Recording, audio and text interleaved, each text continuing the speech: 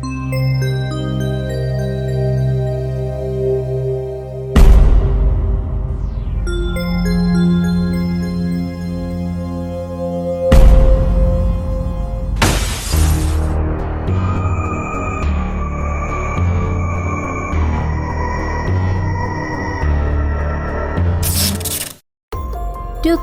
Santet. Hello everyone, Assalamualaikum warahmatullahi wabarakatuh. Welcome back to our channel. 1000 makasih karena kalian udah ngeklik video ini. 2000 makasih kalau mau subscribe. Dan jangan lupa tekan tombol lonceng agar gak ketinggalan video-video baru dari kita. Betul banget. Hari ini gue sama Feby bakal ngapain, Feb?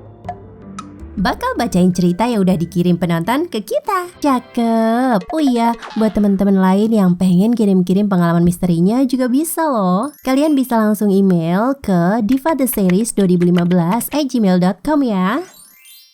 Jadi guys, email kali ini dari kunimatsu@gmail.com.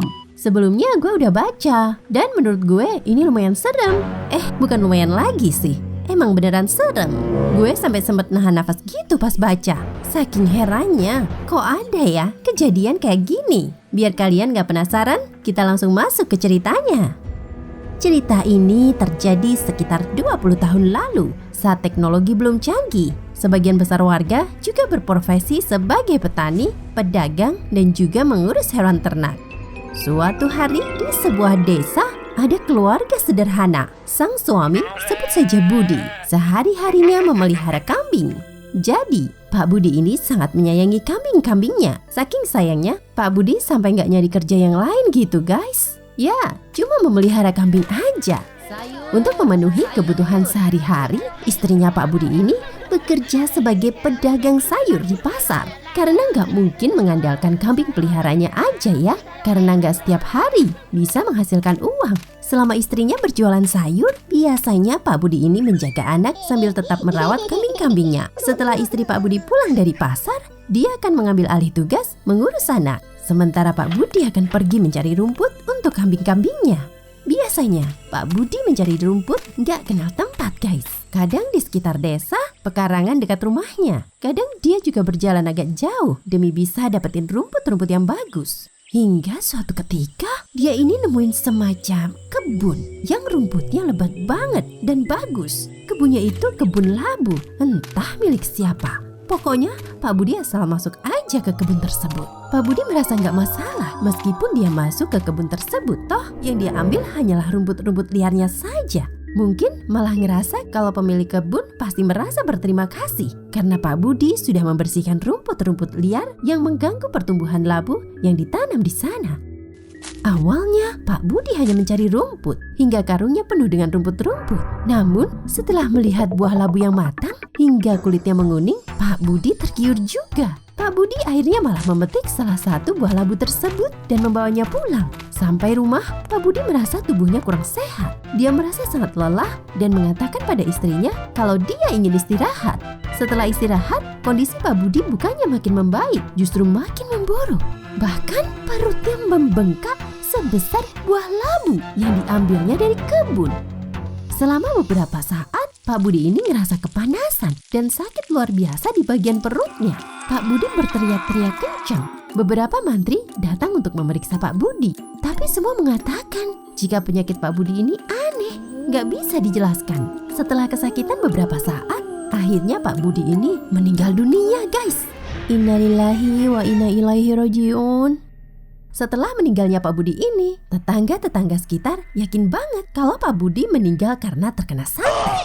Jadi guys, di tempat Pak Budi tinggal ini, kalau santet juga bisa dijadikan penjaga perkebunan. Seperti sebuah jebakan gitu loh. Jadi, siapa saja yang berani ambil hasil kebun yang dipasangin santet itu, maka orang yang ambil itu akan terkena imbasnya.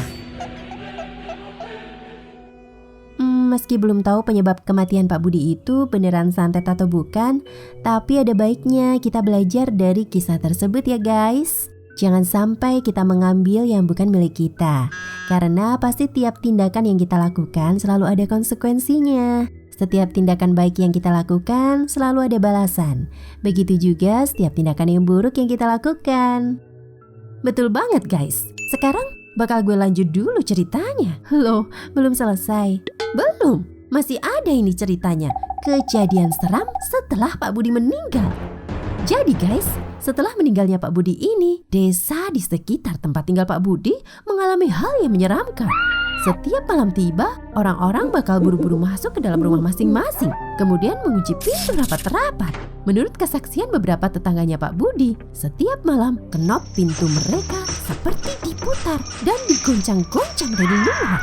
Dan kejadian tersebut terjadi terus-menerus selama 7 malam berturut-turut. Aduh, asli merinding gue. Iya kan? Sama. Gue pas pertama baca email ini juga bergidik banget. Ngebayangin kalau arwahnya Pak Budi ini masih gak rela pergi karena meninggalnya gak wajar.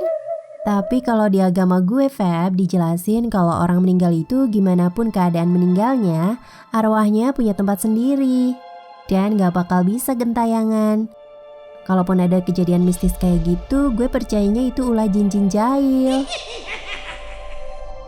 Kapan-kapan kudu lo jelasin. Kapan-kapan ya. Kalau sekarang bahasan kita masih seputar santet.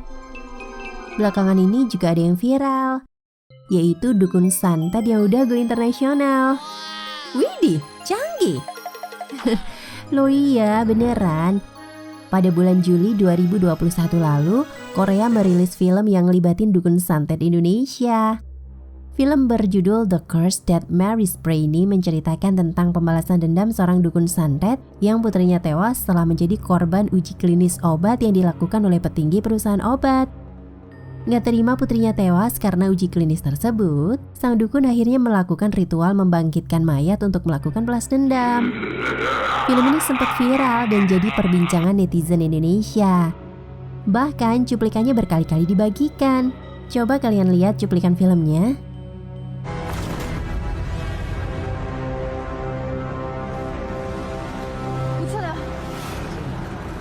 저거 뭐야?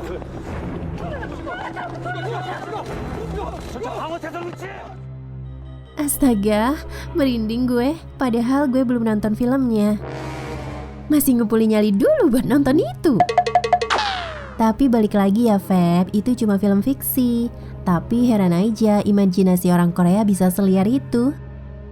Itu yang bikin drama dan film mereka pada sukses. Meski tetap harus diingat ya, itu cuma film. Sejauh ini, belum ada kasus yang ngelibatin dukun santet di Indonesia sendiri yang dipercaya sebagai daerah asal dukun santet itu. Betul. Yang penting tetap beriman dan rajin berdoa supaya kita semua tetap dilindungi dari segala gangguan dukun atau yang lain. Karena sesuatu baru akan terjadi apabila mendapat izin dari Tuhan Yang Maha Kuasa. Sampai di sini dulu perjumpaan kita. Sampai ketemu di ulasan misteri selanjutnya. Mau ngingetin lagi, kalau kalian punya kisah misteri atau pertanyaan juga saran, kalian bisa langsung kirim ke email divatheseries2015@gmail.com. Sampai ketemu minggu depan. Bye. Bye.